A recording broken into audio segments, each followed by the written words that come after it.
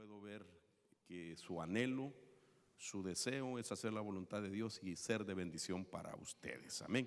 Así es que acuérdense siempre de orar por la familia pastoral para que el Señor les siga bendiciendo. Amén. Bueno, me dijeron que tengo, creo que 1 hora de introducción y lo demás que Dios nos ayude, ¿verdad? Voy a tratar de poner mi reloj acá para no cometer errores, porque si no ya no me vuelven a invitar y entonces mejor hago eso. Amén. Voy a poner cabal aquí el tiempo que me dijeron. Oramos. Padre, en el nombre de Jesús, gracias, Señor amado, por concedernos la oportunidad de reunirnos en esta casa junto con los siervos y siervas que tú has puesto el querer y el hacer de tu buena voluntad para que ellos estén aquí también. Por favor, ayúdanos para poder ser, Señor, claros, precisos con la exposición de la palabra que nos has dado, y que nos ayude primeramente a nosotros como siervos a capacitar al pueblo de Dios, a enseñarle, a ayudar a discernir entre lo bueno y lo malo. Te lo pido, Señor, en el nombre de Jesús. Amén. Bueno, quiero comenzar con poner el título, y creo que este tema nos va a ayudar primeramente a nosotros a entender una de las tareas que el Señor nos ha asignado, y es poder dirigir al pueblo que pastoreamos a que experimente una evolución verdadera, una evolución a la manera de Dios y no a las teorías científicas, ¿verdad?, que han hablado y han hecho popular el término de la evolución. Entre paréntesis, Darwin, que se equivocó al decir que nosotros venimos del mono, ¿verdad? Cuando hablamos de evolución a la manera de Dios, quiero recordarle un pasaje que está en la Escritura, que Pablo escribe en la primera carta a los tesalonicenses. La voy a citar, no la voy a poner, solo quiero usarla. Dice Pablo ahí que el Dios de paz os santifique por completo, y que todo vuestro ser, espíritu, alma y cuerpo sean guardados irreprensiblemente para la venida de nuestro Señor Jesucristo. Primera de Tesalonicenses 5:23. Pablo deja ver ahí de que el final de nuestra carrera es poder alcanzar una integración en santidad completa, y por eso menciona espíritu, alma y cuerpo. Eso podría ser como una promesa si solo lo vemos así. Sin embargo, es una escatología personal, es algo que nosotros tenemos que alcanzar y se tiene que volver una realidad, una escatología personal o una profecía personal de lo que tenemos que alcanzar nosotros. Ahora, cuando yo veo esto, me doy cuenta de que a la misma vez necesitamos entender los tiempos de la restauración en nuestra vida. Es decir, que nosotros, al ser seres tripartitos, no podemos pasar por alto que cada parte de ese ser integral tiene un tiempo de restauración, de recuperación y de perfeccionamiento, si lo puedo decir así. Por ejemplo, lo primero que se rescató de nosotros fue nuestro espíritu, ¿verdad? Y aquel rescate fue casi inmediato, casi automática. Fue cuando nosotros recibimos a Cristo como nuestro Salvador. En ese momento, se rescató nuestro espíritu. Podemos decir de que ahí ya no hay problemas, aunque sí los hay. Pero podemos decirlo que desde el primer momento que se rescata, dejaron de ser los problemas que existían mientras nuestro espíritu estaba desconectado con Dios. Sin embargo, sí los hay. Es una tarea que tenemos también que entenderla. Si Dios me permite, lo voy a explicar, y es la razón por qué Pablo dice que nos limpiemos de toda contaminación de la carne y del espíritu. Entonces el espíritu, aunque está rescatado, tenemos que nosotros cuidar lo que ya Dios hizo en el área del espíritu. Lo último que se rescata es nuestro cuerpo, ¿verdad? En un abrir y cerrar de ojos seremos transformados. Entonces eso se aproxima, eso está muy cercano. Ahora, lo que puede tomar más tiempo y que se está dando en este presente es el rescate de nuestra alma. Y eso se puede prolongar dependiendo pues cada uno de nosotros, dependiendo cómo usted responde a lo que Dios quiere hacer en nuestra vida. Entonces, la actitud es importante y dependiendo cada persona se puede prolongar aquella operación de Dios en nuestra alma, de tal manera que alguien pudiera estar batallando más tiempo con el mismo mal que tiene otro creyente, pero como él se dio más rápido a Dios, se dio más rápido, entonces aquel mal dejó de ser, en cambio el otro continúa con el mismo problema. Ahora, esto es importante porque mientras el alma no está restaurada, entonces el ser no alcanzó la integración completa que dice primera de Tesalonicenses 5:23. ¿Me va a entender? Entonces no está completo.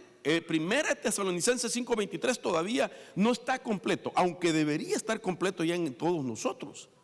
En la mayor parte de nosotros ya debería de darse esa santidad en el ser tripartito. Algunos la tienen solo en el cuerpo y lo manifiestan exteriormente. Otros, hermanos, lo tienen en su espíritu, digamos.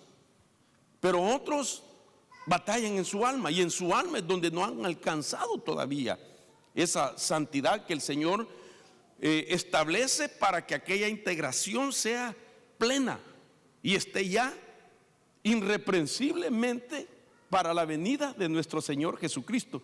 El estado de ser irreprensible no es, hermano, un estado que debe de alcanzarse segundos antes de la parucía del Señor, sino que ya deberíamos estar listos nosotros. Ya deberíamos de tener ese estado de ser irreprensibles ahorita lo deberíamos de tener. Ahora, ¿por qué le menciono todo esto? Porque una de las cosas que hace que ese ser tripartito no alcance la integración es que el alma se encuentre en otro estado. Y ese estado es el estado de ser carnal. Esto es importante, hermano, lo que estoy diciendo. Es decir, lo que podría impedir que se dé la santificación por completo es estar en el estado de carnal. Ahora, voy a decir lo siguiente. El alma, para poder primero unificar, por decirlo así, al espíritu y al cuerpo, porque el alma es el ser que intercala en dos dimensiones, es como el puente de esas dos. Entonces el alma lo que necesita para poder ser ese ser integral es que su alma sea espiritual. Ok, no se es espiritual en el espíritu, se es espiritual en el alma o se es carnal. Y esto es importante que nosotros lo entendamos, porque digamos, nosotros debemos de saber con qué está conectado cada parte de nuestro ser y por qué es así y cómo se llama. Por ejemplo, en el cuerpo nosotros somos materia, somos tangibles, somos físico. ¿Me doy a entender? Entonces, la palabra cuerpo en el griego se dice soma, así como me oye, con ese, soma. En el espíritu, usted es celestial. En el espíritu se dice pneuma, con P adelante, N-E-U-M-A, pneuma. ¿Ok? Voy a decir algo con mucho cuidado. Usted, sin ser divino, es divino. ¿Aló? Por eso a veces las esposas le dicen a su esposo, mi divino esposo. ¿Verdad? Nosotros somos divinos en el espíritu, sin ser divinos, ¿verdad? Para que nos hagan pleitesía o nos pongan, hermano, en altar. Y somos celestiales en el espíritu. En el espíritu, no por ser espíritu se es espiritual, sino que se es celestial y divino. Siendo así que en el espíritu usted y yo no estamos limitados, ni en tiempo ni en espacio. Porque la Biblia dice incluso que nosotros en Cristo Jesús estamos sentados en lugares celestiales. Sin embargo, estamos aquí, físicamente. Pero nuestro espíritu no tiene limitación, porque es celestial, porque es divino. Es decir, tiene esa naturaleza de divino. Entonces es importante eso. Pero usted en el alma puede ser espiritual, debe de ser espiritual, o se es carnal. Y entonces alma se dice suke. Note usted, soma cuerpo, suke alma y pneuma espíritu. Sin embargo, cuando se habla de la carne, es otra palabra. Y ya no es ni soma, ya no es ni suke, ya no es ni pneuma, sino que carne se dice sarx. S-A-R-X. Y sarx, que es carne, significa la unión del alma con tu cuerpo. Como que el cuerpo y el alma se unificaron, ellos tuvieron una unidad y no quieren tomar en cuenta el espíritu. Entonces, me llama la atención lo siguiente, que para ser espiritual necesitamos el evangelio de los espíritus.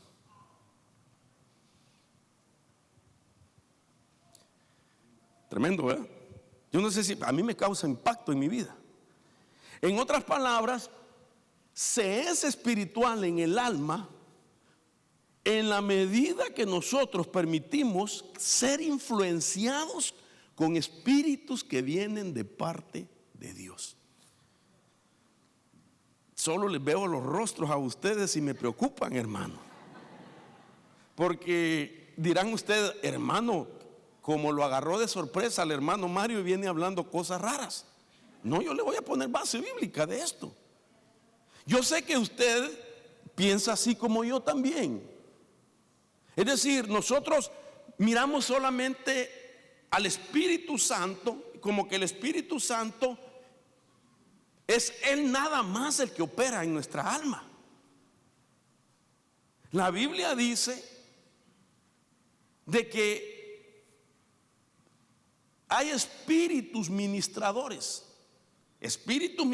con E minúscula, dice Hebreos 1:11, que son enviados a favor de los que estamos heredando la salvación. Y si está diciendo espíritus ministradores, no dice espíritu con E mayúscula, se entendería que el Espíritu Santo, y hermano, es el único que está operando. Claro que Él no tiene problema, hermano, si es del Todopoderoso. Él lo puede hacer por sí mismo. Pero Él es el comandante general de los espíritus que vienen de parte de Dios. Entonces, ¿qué quiere decir? Que si nosotros vamos a ser espirituales, es porque somos influenciados por los espíritus que han sido asignados en orden y por causa de que nosotros estamos heredando la salvación. Entonces, lo que hace su alma espiritual no es porque usted se congrega todos los días, aunque es bueno. Pero yo le puedo decir que hay carnales que se congregan todos los días. No por adorarse es espiritual, debería de ser, pero hay hermanos carnales que también hacen que están adorando. Por eso dice la Biblia que Él busca adoradores que le adoren en espíritu y en verdad. ¿Por qué? Porque hay unos que no lo hacen en verdad. Y todas las cosas que se supone las hace un nacido de nuevo, un espiritual, también las hacen los carnales. Pero no se trata de identificar quién o no es espiritual, sino que se trata de que cada uno de nosotros, hermanos, tengamos realmente la experiencia de ser influenciados por los espíritus que vienen de Dios, para que nuestra alma deje de ser carnal y se vuelva espiritual. Ahora, a mí me llama la atención todo esto, porque voy a ponerle la base bíblica en un momento. Y este tema nace de una de las oraciones que hace un hombre en el antiguo pacto. Imagínense, en el antiguo pacto hace una oración que a mí me puso a pensar lo siguiente: ¿qué es lo que él sabía y que por causa de ello él está pidiendo algo que tiene que ver con ser espiritual? Nosotros oramos: Padre, bendíceme, Padre, ayúdame, que el Señor Jesús rompa cadenas, Espíritu Santo, ven sobre mí, amén. Pero ¿cuándo usted ha hecho una oración pidiéndole a Dios que venga una influencia de Espíritu de Él en su vida? ¿Verdad que nunca? Porque casi no se enseña. Ahora mire, esta es la base que traigo. Mire lo que dice el salmista. Usted conoce la historia, esto lo escribe David. David pasó una de las experiencias que lo llevó a tener un trato directo con Dios, y que él pasa, dicen los estudiosos, casi un año guardando lo que le había acontecido. Él mismo dice que mientras callaba sus huesos se secaban, y todo lo que usted conoce en el Salmo 51. Entonces David llega a un momento de ese salmo y hace esta oración y dice: crea en mí, oh Dios, un corazón limpio. Y oiga esto: y renueva un espíritu recto dentro de mí. El hebreo es bien específico para poder definir de qué se trata una palabra que tiene que ver con lo espiritual. Es decir, siempre en la Biblia, cuando usted busca que se trata del Espíritu de Dios, del Espíritu Santo, siempre en el hebreo aparece el Ruach Kodesh, que vendría a ser Espíritu Santo. Pero cuando la palabra Kodesh deja de ser a la par del término espíritu, sencillamente es Ruach y nada más, que quiere decir espíritu. Y es ahí donde nosotros tenemos que saber de qué se está hablando. Si se está hablando del Espíritu de Dios, que es santo y que, hermano, siempre será recto, ¿aló? O si deja se quita la palabra Kodesh, entonces ¿de qué espíritu estará hablando? ¿Aló? Entonces él dice: renueva un espíritu recto dentro de mí. Oiga esto, dice el versículo 11: no me eches de tu presencia y no quites de mí tu Ruach Kodesh, tu Santo Espíritu. Aquí está hablando del Espíritu Santo. Restitúyeme el gozo de tu salvación y sosténme con un espíritu de poder. Solo en versículo 10 y 11 está hablando de dos tipos de espíritus. En esta versión dice uno recto, y el siguiente versículo, el verso 12, dice de poder. ¿Qué sabía David para hacer esa oración? Ahora, quiero ponerle esto porque a mí me llama la atención lo que dice el concepto del hebreo. Por ejemplo, le decía a usted que la palabra ruach, que es espíritu, quiere decir así, a simple vista, prácticamente significa espíritu, aliento, brisa. Pero esto ya no es normal al decir que significa también ánimo. Ya no es normal. Para mí sería normal si solamente, déjeme ver si funciona esto. Sí. Ay, Dios, con esta lucita. Espíritu, aliento y brisa, hasta aquí sería normal, pero ya ánimo ya no es normal. Porque la terminología de ánimo corresponde a otra parte del ser integral. Y en este caso corresponde a la parte del alma.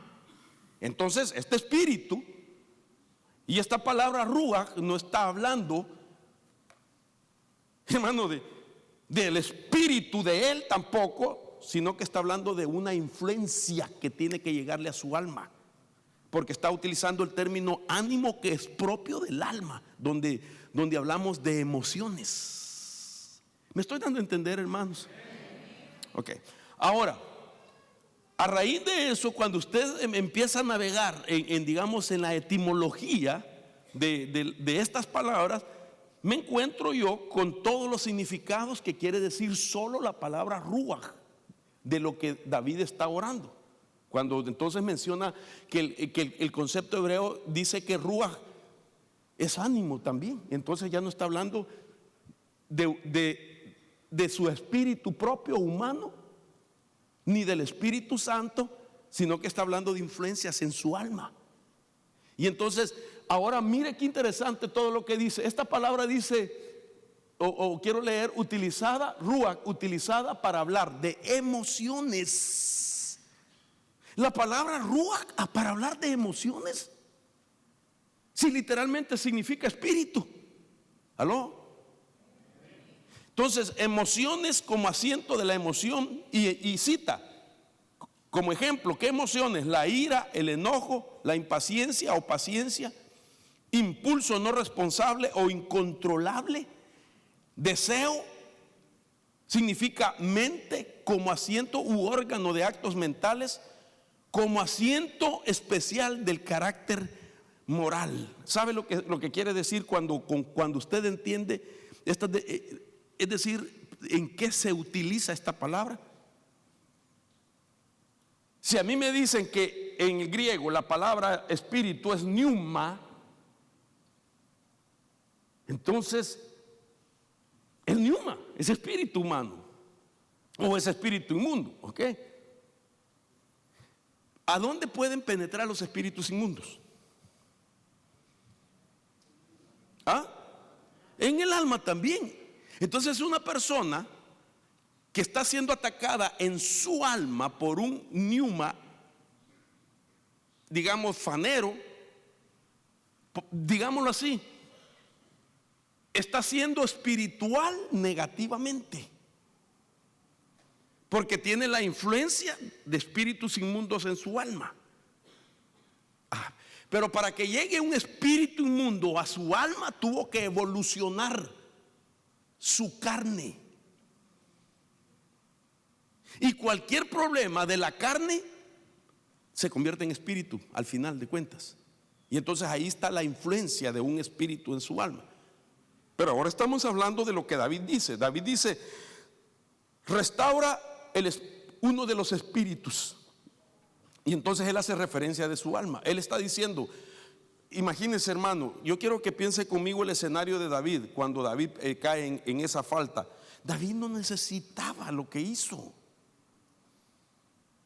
David no necesitaba lo que hizo si era, la Biblia dice que era conforme al corazón de Dios. Dios tuvo que destituir a un Saúl y poner a un David, y dijo que era conforme a su corazón.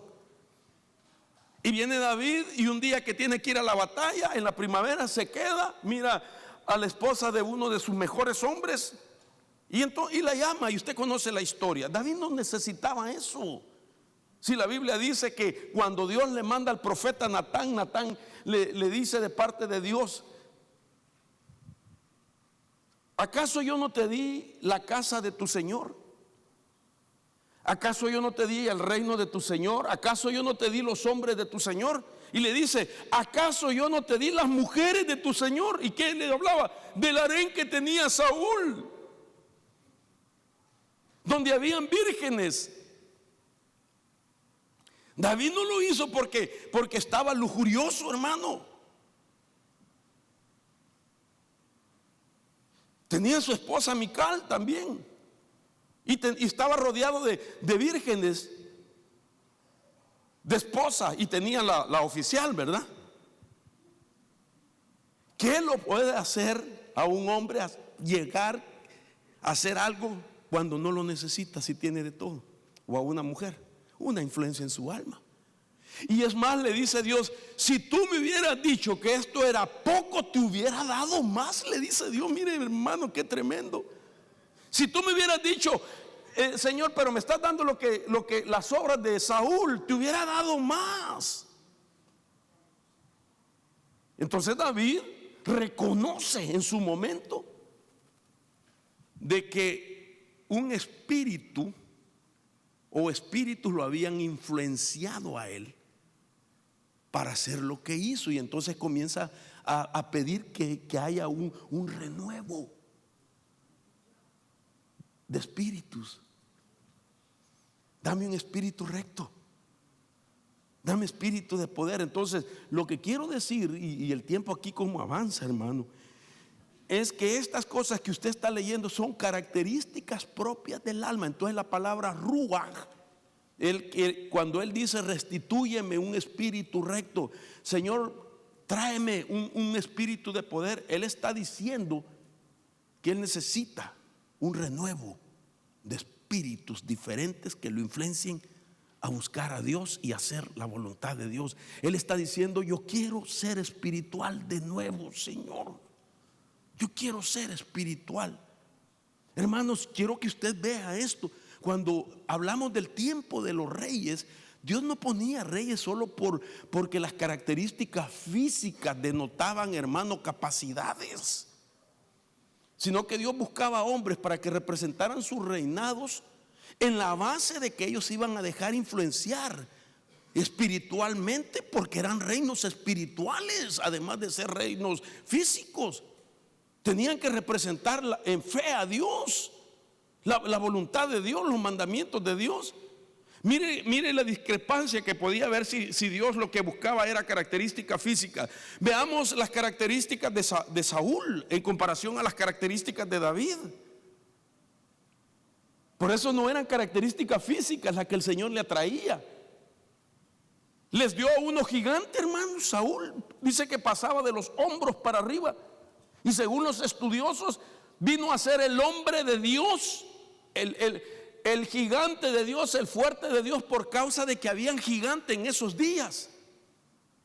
Y entonces los estudiosos dicen de que Saúl medía por lo menos 11 pies de altura, y los gigantes medían 19.5 de altura. Entonces para Dios era su hombre grande, porque Satanás tenía sus gigantes. Y después lo llena con su espíritu, empieza a profetizar, es contado entre los profetas. ¿Por qué? Porque tenía influencia de espíritu. Pero después también desobedece, ese es otro cuento. Y se busca a David, y ya no buscó uno grandote, sino que buscó uno como nosotros,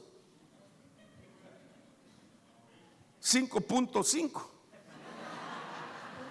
Porque ese era el promedio aproximado de un judío mal alimentado, perdón, ¿verdad? ¿Me doy a entender, hermanos? Entonces no era característica física, sino que Dios lo que miraba era quién se dejaba influenciar por sus espíritus. ¿Por qué? Porque Dios siempre ha querido que sea un espiritual el que lo represente. A nosotros, hermano, perdón, ¿usted cree que nos buscó porque teníamos características físicas poderosos para ser pastores? Hermano, si Dios hubiera querido poner ángeles, pero nos agarró a nosotros y todos mal emplasticados. Bueno, perdón, usted no, ¿verdad? Pero su servidor sí. Y nos pone de ministros.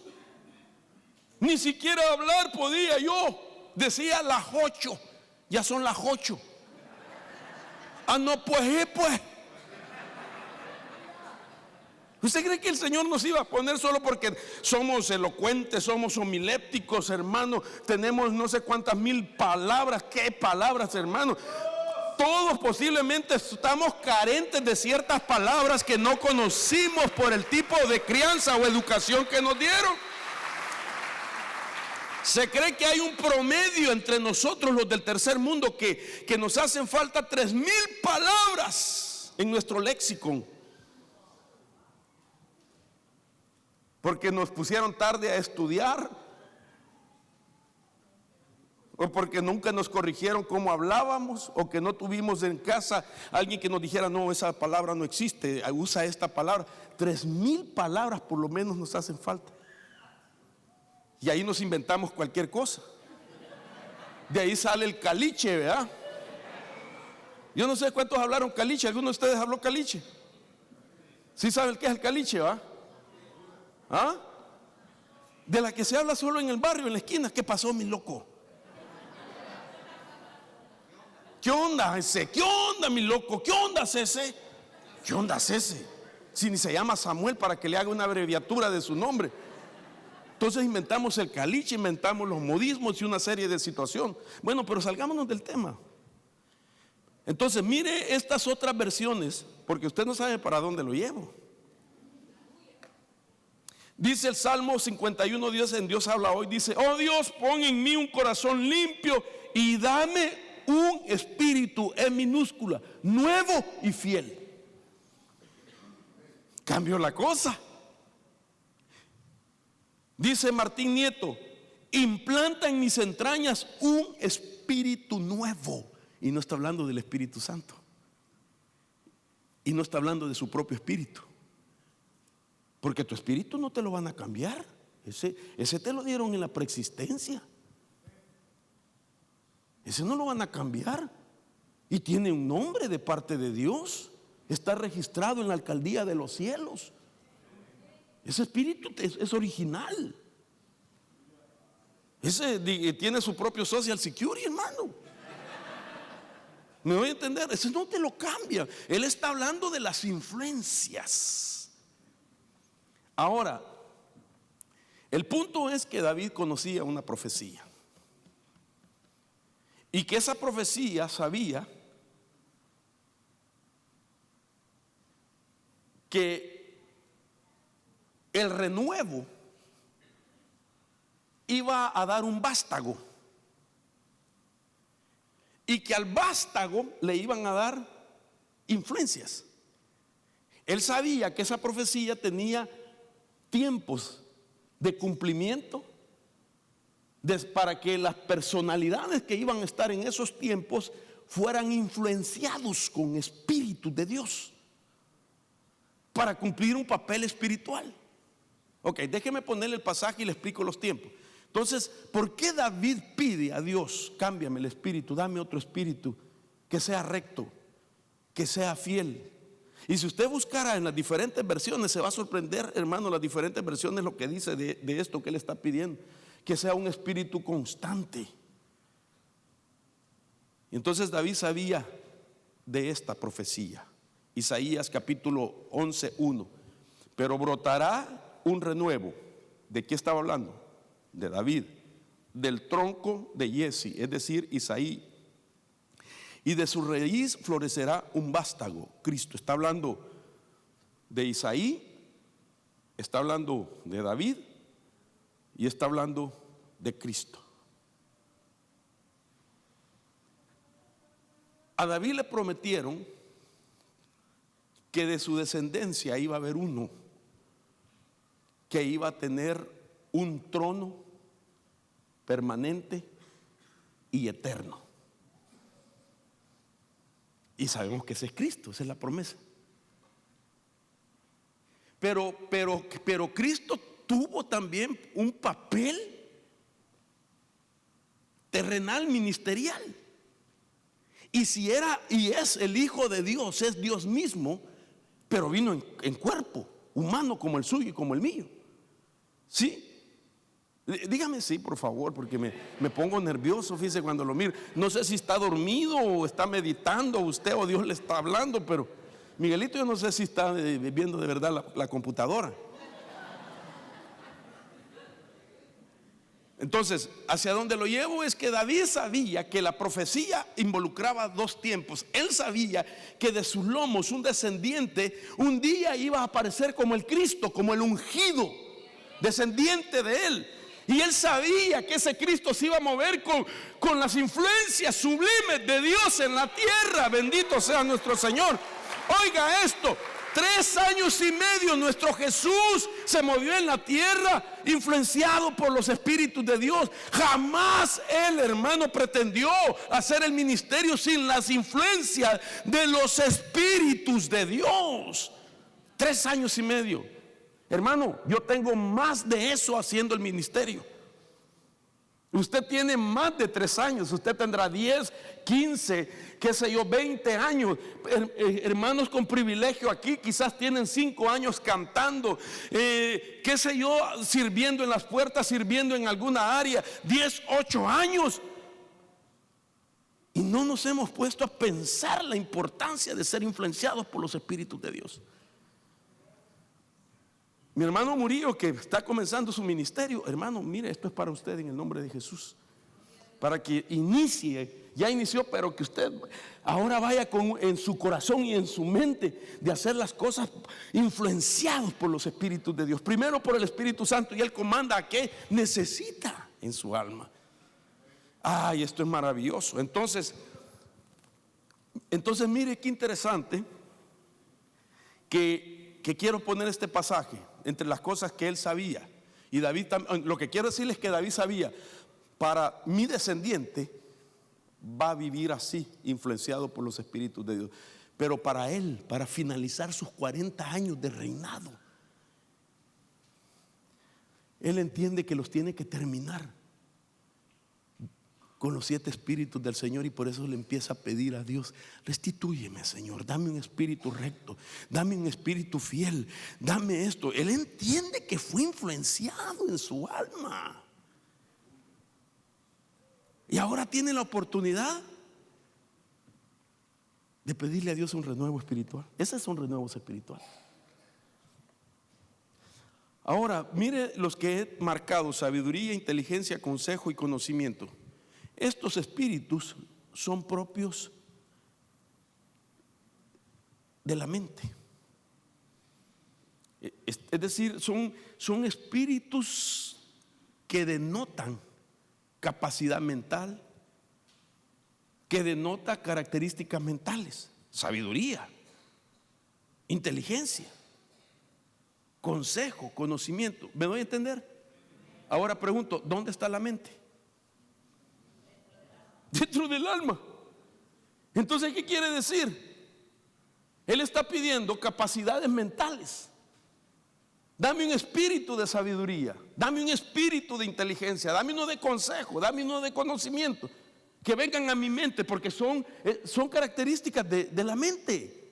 Pero la mente está en el alma. Entonces él está pidiendo un renuevo espiritual en su alma, porque usted en el alma tiene voluntad, tiene emociones y tiene mente. Ahora Pablo sabía esto también, y resulta que años más tarde Pablo dice lo siguiente: y que seáis renovados en el espíritu de vuestra mente. Entonces si consideramos este versículo con lo que acabo de decir de Isaías 11:2, de sabiduría, inteligencia, consejo, amén, sabiduría, inteligencia, consejo y conocimiento. Entonces de eso está hablando Pablo. Ahora mire lo que Pablo dice con esta palabra. La palabra que utiliza Pablo es una palabra que se dice ananeo, que quiere decir renovar, hacer joven o regenerar. Pero esta palabra, por definición, significa ponerla bajo otro poder o influencia. Está diciendo Pablo: cambien la influencia que tienen en su alma y sométanla al espíritu que Dios le mande. Si es de sabiduría, viene del Espíritu Santo. Si es de inteligencia, viene del Espíritu Santo. Si es de consejo, viene del Espíritu Santo. Si es de conocimiento, viene del Espíritu Santo. Sometiéndonos a esas influencias de los espíritus que vienen de Dios, estamos igual sometiéndonos al Espíritu Santo. Ahora, ¿por qué digo yo ponerla bajo otro poder o influencia? Hermanos, perdón, pero uno puede ser predicador, y lo más terrible sería ministro primario, y no darse cuenta que está bajo la influencia de otro poder. Eso sería lo peor. Hermanos, no me voy a malinterpretar, y no estoy diciendo que esté endemoniado, sino una influencia es diferente a una posesión o a estar endemoniado. Mire lo que dice la Biblia basado en esto: ¿bajo qué poder o bajo qué influencia estamos? Lucas 9:54, las influencias de otro poder. Al ver esto, sus discípulos Jacobo y Juan dijeron: Señor, ¿quieres que mandemos que descienda fuego del cielo y los consuma? Pero él, volviéndose, los reprendió y dijo: vosotros no sabéis de qué espíritu sois. Jesús iba a Jerusalén, tenía que pasar por Samaria. Los samaritanos están peleados con los judíos, no lo dejan entrar a Jesús. Y cuando sus discípulos, Pedro, Juan, mire, aquí está Jacobo y Juan, son los dos que pidieron eso. Estos eran los de la foto siempre con Jesús, los que siempre estaban con el Señor: Pedro, Juan y Jacob. Ahí no está Pedro, pero estos son siempre los que acompañaban al Señor. Y cuando ellos se dieron cuenta, hermano, habían estado con Jesús en el discipulado, si eran los íntimos, aprendían de él, oían y se codeaban uno al otro y le decía: qué tremendo lo que está diciendo nuestro Señor, qué revelación, oye lo que está diciendo. Lo apuntaban, hermano, lo metían en la computadora y decían: esto me lo disparo el domingo, aleluya. Mira, oye lo que está diciendo nuestro Señor. Hermano, cuando uno se pega a alguien que es fuente, aprendes más rápido. Y entre más lejos uno esté, la colita, oye, hermano. Por eso usted péguese a su apóstol. No, hermano, es que me da pena. No, hermano, es que soy muy tímido. Pues quítela, mire, ahí hay un espíritu que influencia. Y cuando se siente a la par de alguien que está enseñando, mire, porque es el momento para aprender. Así eran aquellos. Y cuando oyeron que no lo dejaban entrar al Señor: Señor, ¿quieres que oremos? Estos hijos del diablo van a saber quién. Oiga esto: ¿quieres que oremos, Señor, y que descienda fuego del cielo y los consuma? Eso no era popular, no cualquiera lo hacía, solo había un Elías que lo había hecho. Y Jesús no les dijo: ay, ustedes que están pensando, si eso solo fue una herramienta que tenía Elías, ustedes no son capaces. No lo reprendió por eso, sino les dijo: ustedes no saben qué espíritu los gobierna. Según la versión, busque diferentes versiones. Vosotros no sabéis de qué espíritu sois. Otras versiones dicen: ustedes no saben qué espíritu los gobierna. Y a esto les decían de sobrenombre los boanarjes.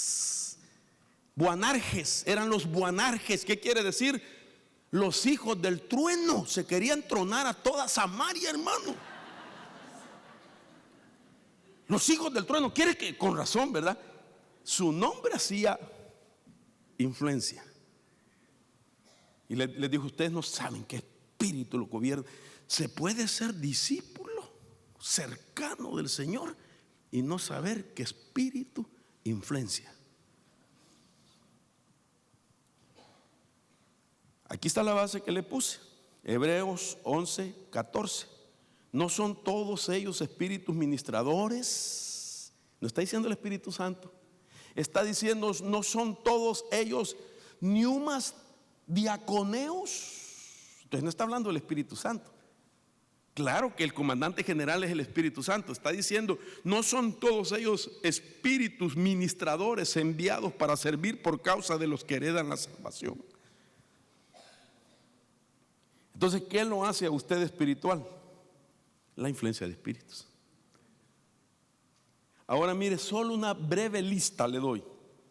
No son todos. Esto es lo que más me dio tiempo de entresacar. Por ejemplo, espíritu de mansedumbre, espíritu de sabiduría, espíritu de dominio propio, espíritu de oración, espíritu de amor, espíritu de poder. El 7 es el mismo que el 3, lo puse 2 veces. Espíritu de adopción y espíritu de fe. Mire, y se supone que deben de estar en el alma para ser espiritual.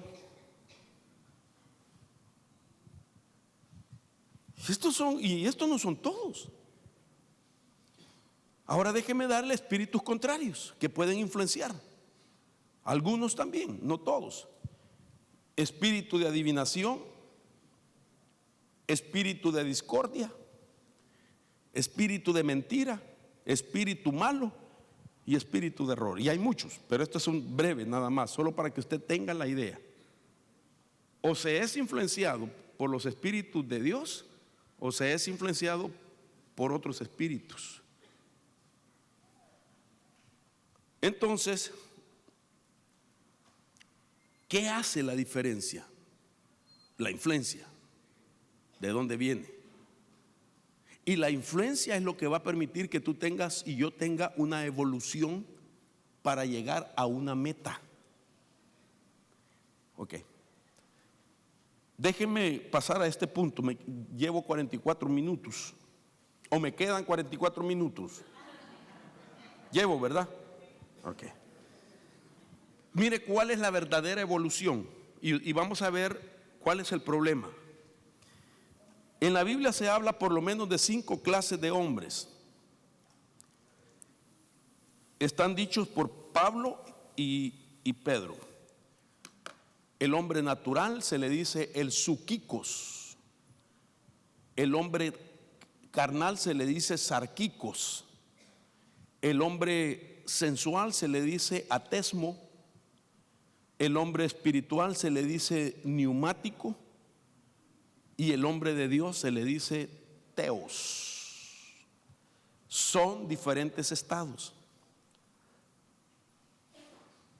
Nosotros pasamos de todos alguna vez estuvimos aquí. Y todos por causa de una evolución pasamos acá. El problema es si nos quedamos estancados acá, se corre el problema de dar lugar a este otro y otros más que por causa de lugar y de tiempo me los reservo. Pero si nosotros evolucionamos, no necesariamente pasaremos por acá, sino que de aquí pasamos a hombre espiritual. ¿Aló? Y de hombre espiritual la meta es esta. Y el que llegue aquí alcanzó lo que se llama el genotipo y el fenotipo de Dios. El genotipo de Dios y el fenotipo de Dios. Y si lo alcanzó, usted llegó al principio del origen del diseño del hombre que Dios plantó en el huerto. Ok. Dios mío, voy rápido. ¿Me permiten que vaya rápido? Sí. Ok, voy a ponerle la base y explicarle rapidito. El sarquicos, Romanos 7:14. Porque sabemos que la ley es espiritual, pero yo soy carnal, vendido a la esclavitud del pecado. Esto no quiere decir que así se quedó Pablo. Pablo está hablando de la evolución que él alcanzó. Recordemos que Pablo dice que terminó la carrera, que guardó la fe, ¿verdad? Y que él tiene una corona. Es más, él dice que ya está listo para ser derramado como una libación. O sea, de que Pablo alcanzó la meta de ser espiritual. No se quedó ahí. Entonces, esta faceta es el hombre no salvo. El hombre natural, otras versiones dicen el hombre animal. Es dominado por razonamiento y naturaleza caída. De ahí viene el sarquicos. Porque la ley es espiritual, pero yo soy carnal. Otra vez el mismo pasaje porque es importante. Entonces aquí está hablando de el hombre salvo que avanza a otro nivel. Ya no es natural, ahora es carnal. De lo natural pasó a lo carnal. Estimulado también por emociones, ¿verdad? Luego el atesmo. Si no evoluciona de lo carnal a lo espiritual, entonces el hombre empieza a degradarse, hermano, teniendo la gran oportunidad de ser espiritual, y cae en lo sensual. Y lo sensual, segunda de Pedro 2:7 lo menciona, es el hombre que se gratifica a sí mismo. Es el hombre que vive gratificándose a sí mismo a través de sus propios sentidos. De ahí viene la palabra sensual, que se gratifica a sí mismo por sus sentidos, lo que mira, lo que oye, lo que habla, lo que palpa, lo que ole. Y no de torero, ole torero matador, sino de oler. Ok, y si de lo carnal se pasa a lo espiritual, entonces el hombre, le dicen hombre neumático, sin ver a nadie, hermano, sin ver a nadie. Entonces el hombre espiritual es el que separó lo almático, y este es aquel que logró salir de la faceta del hombre carnal y alcanzó la faceta de espiritual. Ok. Y de ahí ya estamos a una grada, digámoslo. Y es ser hombre de Dios. Ser hombre de Dios en la Biblia no quiere decir solamente porque hace una obra de Dios. O sea, a usted le han dicho a usted alguna vez hombre de Dios, porque lo miran predicar, lo miran orar, pero ser hombre de Dios es la última faceta. Y eso es como ya alcanzar el genotipo y el fenotipo de Dios. No sé si me estoy dando a entender. En la Biblia no se les dijo a todos los hombres de Dios, aunque todos eran hombres de Dios y mujeres de Dios. En la Biblia, por título, solo se hablaron de 6 hombres. Se habló de Moisés, hombre de Dios. Se habló de David, hombre de Dios. Se habló de Elías y de Eliseo, hombre de Dios. Y en el libro de los Hechos, en el Nuevo Testamento, solo a uno se le dijo hombre de Dios. Pablo le dijo a Timoteo: mas tú, hombre de Dios, huye de estas cosas. Ni siquiera Pablo se atribuyó a sí mismo hombre de Dios, aunque fue hombre de Dios. Solo 6 con título.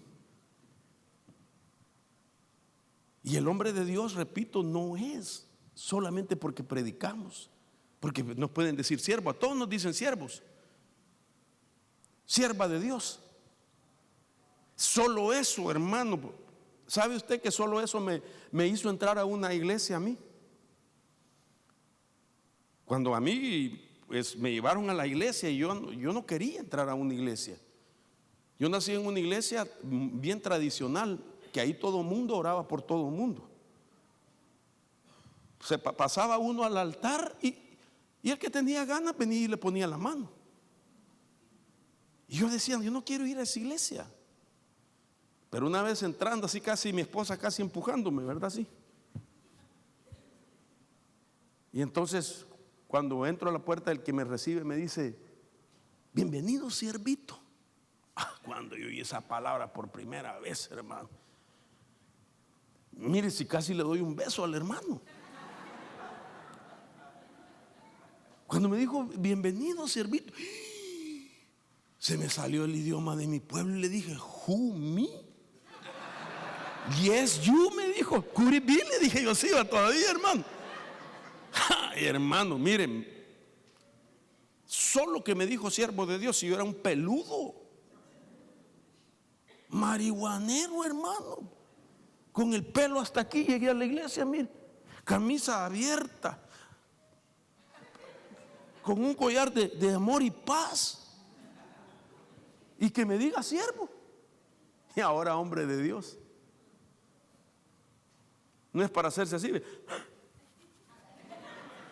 es porque alcanzaste esto. El genotipo y el fenotipo. Ok, voy a explicarlo. Ya me queda poquito tiempo y todavía es la introducción, hermano. Porque ni siquiera lo he llevado a los espíritus que lo hacen carnal o lo que lo hacen espiritual. Entonces, déjeme explicarle esto. ¿Qué es el genotipo? Ok, cuando se habla de genotipo, cuando se habla en el ámbito de la genética, se refiere a la información genética que posee un organismo en particular en forma de ADN. Ahora, ¿qué es un fenotipo? Es cualquier característica o rasgo observable de un organismo como su morfología. Ejemplo: ojos, cabello, lunares, desarrollo, tamaño, forma corporal, propiedades fisiológicas y comportamiento. Ok, lo que tú eres, tu fenotipo es externo, pero viene de tu gen, de tu genotipo. Por causa del gen que tienes por dentro, es que tienes la forma que tienes por fuera, el tamaño, el color de ojos, de piel, tono de voz, etcétera. Ahora déjeme ponerle esto. En genética se denomina fenotipo externo a los rasgos físicos, a la expresión del genotipo, que es lo interno, características sentimentales, conductuales en función de un determinado ambiente en entorno. Para ser hombre de Dios es que te pareces a Dios por fuera. No solamente porque predicamos. ¿Acaso la meta no es que lleguemos a la imagen de Cristo? Y Jesús nos dijo: el que me ha visto a mí, ha visto al Padre. Déjeme pensar en voz alta. Yo soy, digamos, la expresión externa. Yo soy ¿cuál es la palabra que le dije? El fenotipo. Yo soy el fenotipo de lo que traigo por dentro. El genotipo es de mi Padre. Mi Padre puso su ADN por dentro de mí. Yo no puedo ser diferente a mi Padre, porque yo soy por fuera lo que por dentro traigo la información, y ha venido impactando mi vida y me ha venido dando una morfología, una transformación por dentro. Hermano, este es el tiempo. Miren, pastores, vengo de parte de Dios a decirle que hemos entrado a un nuevo tiempo donde se van a mover de una manera impresionante, y la gente va a comenzar a ver en ustedes la presencia del Dios maravilloso, porque la sangre que ya tiene de Cristo va a comenzar, hermano, aceleradamente a influenciarte desde adentro, para que tu exterior sea del hombre y de la mujer de Dios, que va a hacer la tarea espiritual. Bendito sea Dios, bendito sea el Señor para siempre. Perdón que ya me emocioné, hermano, pero es que esto a mí me impacta. Mire esto. Ah, no, este no es usted. Pero el Señor viene antes. Aleluya, gloria a Dios. Entonces, pongamos este más simpaticón, erguido. Para que esté así, tiene que venir desde aquí. Y aquí viene la evolución, los diferentes cambios, desde adentro. Desde adentro. Desde adentro viene lo que trae, lo que te dejas influenciar por dentro en tu alma. La influencia de los espíritus de parte de Dios es para trabajar también en el genotipo que ya tienes. Ok, el Señor envía un espíritu de paz, no solo para dar paz, sino para quitarle al gen de paz que ya tienes por medio de la sangre de Cristo los estorbos que no lo han dejado desarrollar. El espíritu de unidad, cuando viene a influenciar tu alma, lo que viene a hacer es a buscar el gen de unidad. Mi Padre y yo somos uno. Yo quiero que ustedes sean uno, así como yo y mi Padre somos uno. Entonces el espíritu de unidad que viene de Dios va a buscar en el gen de unidad que ya tiene de Cristo, bendito sea Dios, y va a quitar los estorbos que no le permiten a ese gen que cumpla el genotipo para que active tu fenotipo. Y todo, hermano, todo lo va a venir a trabajar. Ahora, ¿de dónde viene toda esta idea? De este pasaje desde el principio. Entonces dijo Dios: hágase el hombre en mi imagen. Note que he puesto un número 1, conforme a mi semejanza. Número 2, ¿qué quiere decir esto? Lo siguiente: hágase el hombre en mi imagen. Externo, fenotipo. Conforme a mi semejanza. Interno, genotipo. Dios no, mi hermano, si toda la operación de restauración es volver a tu diseño original, es volver al plan original. Usted lee Apocalipsis en sus 2 últimos capítulos, busque qué dice en Apocalipsis. No habrá muerte, no habrá enfermedad, no habrá tristeza, no habrá llanto. ¿Dónde se repite eso al principio? En los primeros capítulos de Génesis, antes del pecado. El ciclo se cierra con Apocalipsis, pero se vuelve a agarrar del principio. Esa es toda la tarea. Ahora, la palabra semejanza nada más Me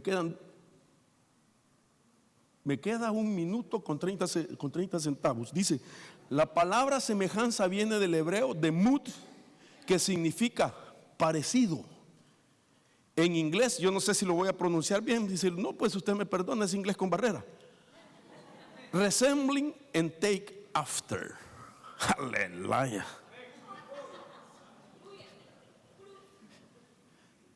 ¿Qué quiere decir? Seguir el ejemplo de, desear ser parecido a, llegar a tener la forma de, tener como ideal a, tomar el ejemplo de, seguir el consejo de, querer parecerse a, forma y modelo. Déjeme decir, desear ser parecido a Cristo, llegar a tener la forma de Cristo, tener como ideal a Cristo, tomar el ejemplo de Cristo, seguir el consejo de Cristo, querer parecerse a Cristo, llegar a la forma y modelo del varón perfecto que es nuestro Señor Jesucristo. Bendito sea Dios, a su nombre. Entonces, ay, este teléfono solo porque es caro, hermano, pero a veces me cae mal. Mire, voy cerrando con esto. ¿Por qué podemos decir que esa es la faceta? Hermano, si no llegamos a ser espirituales, mucho menos a ser hombres de Dios. El problema es mantenerse en la faceta de carnal. Porque, hermanos, todos fuimos carnales. Porque ese es el desarrollo. De lo natural se pasa a lo carnal. El problema es quedarnos en lo carnal. Y ese es hacia ahí lo iba, pero ya no me quedó tiempo. A no ser que el hermano quiera hacer una vigilia, yo le entro, aleluya. Entonces mire esto, termino con esto. Genotipo y el fenotipo. Nosotros fuimos engendrados por Dios. Ciertamente anunciaré el decreto del Señor que me dijo: mi hijo eres tú, yo te he engendrado hoy. Significa formados a imagen y semejanza de Él antes del pecado original, por lo que tendríamos que tener su genética.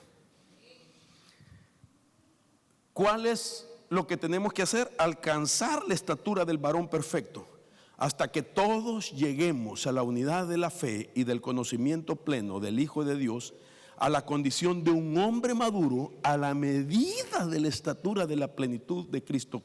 ¿Qué significa? Llegar a ser como Él es.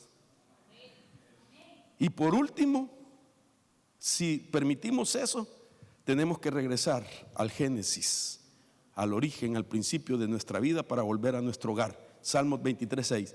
Ciertamente el bien y la misericordia me seguirán todos los días de mi vida, y en la casa del Señor moraré por largos días. Bendito sea el Señor.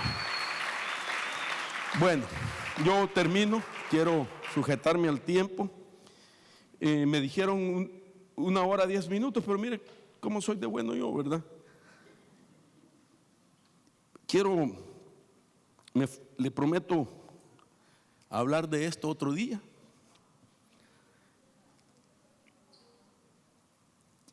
Hablar de esto.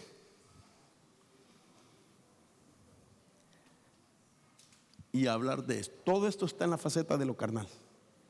Y tenemos que ver hacia dónde va la amargura. Mire, todo lo que es obra, apetito y deseos de la carne, según Gálatas 5, evolucionan también. Todo lo que dice Gálatas 5, todo evoluciona para convertirse en espíritu. Esto hay que explicarlo. Pero mejor termino dándole un regalo de parte del Señor. Y sería: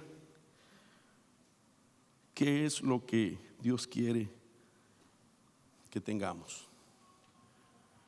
Los espíritus del espiritual.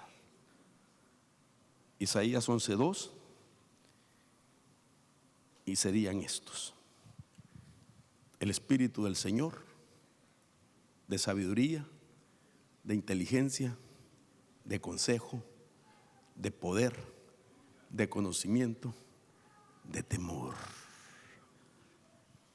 Estos son los influjos de Dios. Esto es lo que decía David: implanta en mis entrañas un espíritu de poder. Está hablando, yo quiero ser influenciado por esos espíritus.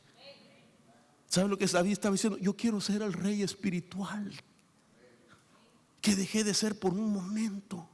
Sabes, hermano, que en este año del renuevo, eso es lo que Dios quiere darnos. Si has cometido fallas, errores y pecados, ya no te atormentes más condenándote. Date una oportunidad y deja que los espíritus de Dios te influencien de nuevo. Y vas a tener un levantón. Y vas a tener un nivel que no lo tenías todavía, pero Dios te lo va a dar. En el nombre poderoso de Jesús. Entonces, claro que todo esto hay que explicarlo. Hay que explicar cómo opera alguien con el Espíritu del Señor, con el Espíritu de sabiduría. Todo esto tiene una aplicación, es práctico, no es místico solamente, es práctico. Y uno cuando uno mismo, al conocer qué es lo que hace cada espíritu en el alma, uno mismo se da cuenta si está en esa agenda, haciendo las cosas que esas siete espíritus hacen en el alma de una persona. Esa es la agenda. Entonces yo quisiera dejarlo hasta acá. Y este cuadro para mí ha sido la base. Creo que lo enseñé aquí una vez, no sé. ¿Lo enseñé ya esto acá? Nunca lo he enseñado. Ok. Esto que usted está viendo aquí es un diagrama de nuestro ADN. En la parte de arriba, donde está el 1, arriba del puntito rojo, el 1, ese es el emparejamiento genético perfecto. Y eso cuando usted recibió la Santa Cena por primera vez con todo su corazón, no por tradición, no por rutina, sino porque usted deseaba la Santa Cena. Se convocó a la Santa Cena y usted dijo: aleluya, esta es mi oportunidad, yo quiero ser ministrado con el pan y el vino. Cuando lo hicimos con reverencia, con entendimiento, solo así, ¡pum!, se puso esto. Usted mira que el emparejamiento está aquí. Este es el emparejamiento perfecto. Entonces, cuando se mete esto, la sangre de Cristo, esto que se llama glicosilasa, es el Espíritu Santo. Y el Espíritu Santo comienza a revisar tus emparejamientos genéticos. Y se encuentra un error, UG, ya no es CG, U. Dice: aquí hay un problema genético. Tiene una influencia que no le permite alcanzar el genotipo y el fenotipo. Entonces la glicosilasa, con ayuda de otros influencias, lo que hace es editar y quita la U.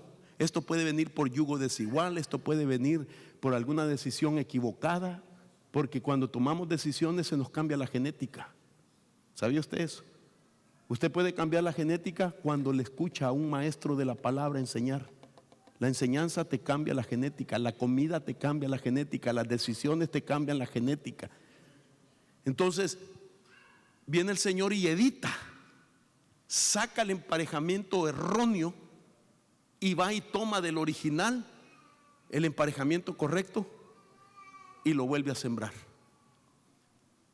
Aquí está ya de nuevo como el original. Ya no está. ¿Cuántas cosas no ha hecho Dios en nuestra vida? Que sin darnos cuenta ya empezó Dios a trabajar. De tal manera que en ese punto tú vas rumbo a ser influenciado con los espíritus del Señor en este tiempo final.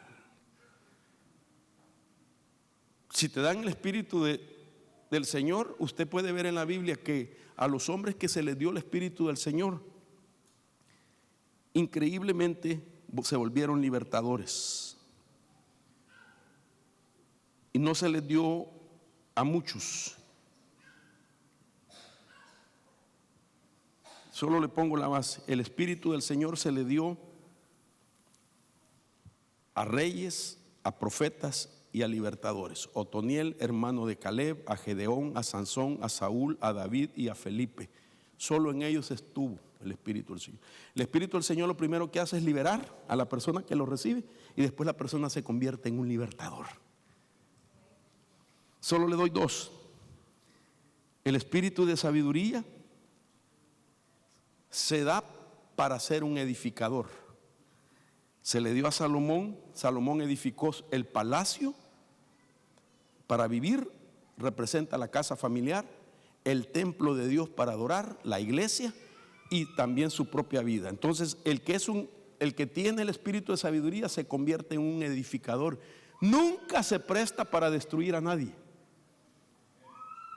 sino que colabora edificando y restaurando a otro. En la iglesia restaura, en la iglesia trabaja, ayudando a que la iglesia, hermano, crezca.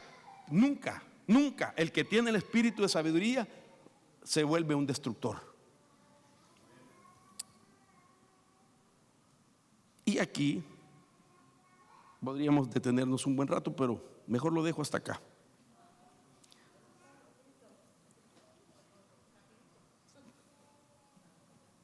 Mejor lo dejo para que venga usted la próxima vez. Ese tema es de hablarlo. Ni siquiera le he explicado cómo evoluciona la carne. Obra, deseo, apetito. Obra, deseo o apetitos de la carne. ¿Cómo evoluciona? Cuando es cualquiera que sea una obra de la carne, si persevera mucho tiempo, cuando es el tiempo ya de quitarla, ¿en qué se convierte la siguiente vez?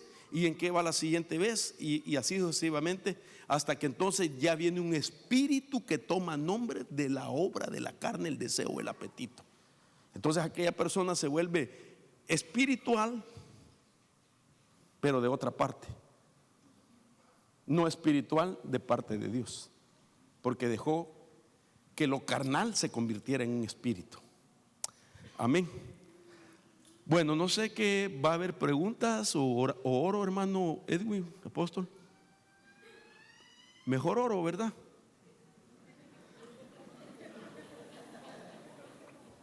Porque está tremendo. Gracias a Dios dicen que no. Póngase sobre sus pies. Sí, van a ver.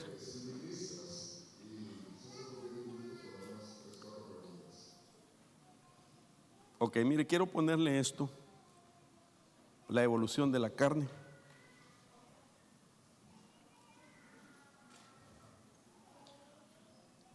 Ok, todos estuvimos alguna vez, de eso venimos, de hacer obras de la carne, y eso representa la vida sin Cristo. Costumbre de la carne se volvió un hábito. Ya teniendo nosotros una nueva vida, seguimos siendo influenciados y empujados por aquello que era parte de nuestra naturaleza. Ahí está bien que se quede parado porque ya termino. Solo quiero dejar esto así. Luego, lo que se vuelve un hábito se convierte en leyes de la carne. Se vuelve una ley. ¿Sabe usted que los hábitos se pueden formar en 21 días?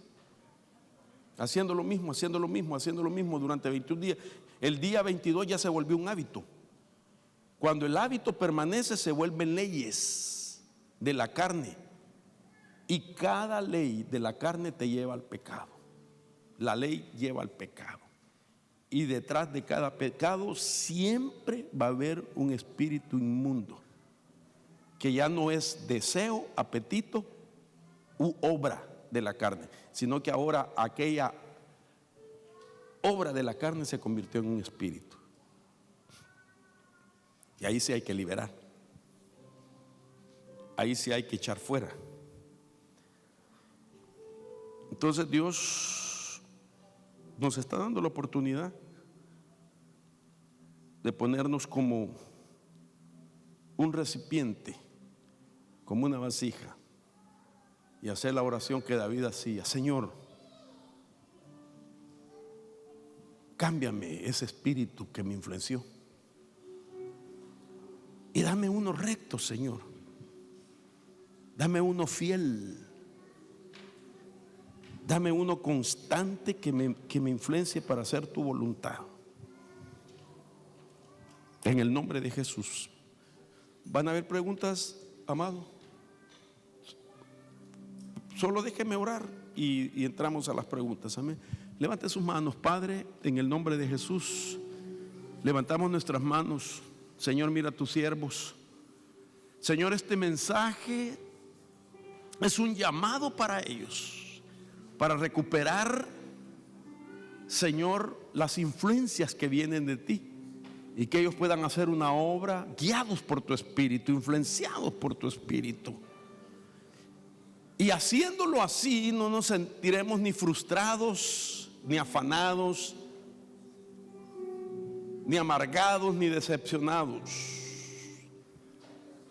Y sabes, pastor amado, siervo de Dios, cuando te quejas del ministerio, cuando te quejas porque la gente piensas tú que no te escucha, que no valora, estás haciendo las cosas en tu humanidad. Pero cuando te dejas influenciar por Dios, no va a haber ese desánimo. Porque si Dios te dirige a hacer, no es a ti el que han menospreciado, sino a Dios, que te ha plasmado como hombre de Dios o mujer de Dios. Por eso mismo el Señor tuvo que decirle a Samuel que no era él el que habían menospreciado, sino a Dios. Así del Señor dirá de ti: no te han menospreciado a ti, sino a mí, porque tú ya tienes mi influencia. En el nombre de Jesús, Señor, bendice a tu pueblo. Bendice, Señor, si alguien ha cometido fallas y errores, y esta palabra le dé esperanza, ayúdalo. Ayúdalo, Señor, para salir de eso, Padre, en lo que se ha detenido. Vengo a bendecir en el nombre del Padre, del Hijo y del Espíritu Santo. Gracias, Señor. Amén y amén. Gloria a Dios. Dele palmas al Señor. Bueno, el apóstol Edwin dejó tiempo, ¿verdad?, para preguntas. No sé cuántas preguntas. Sí, hermano.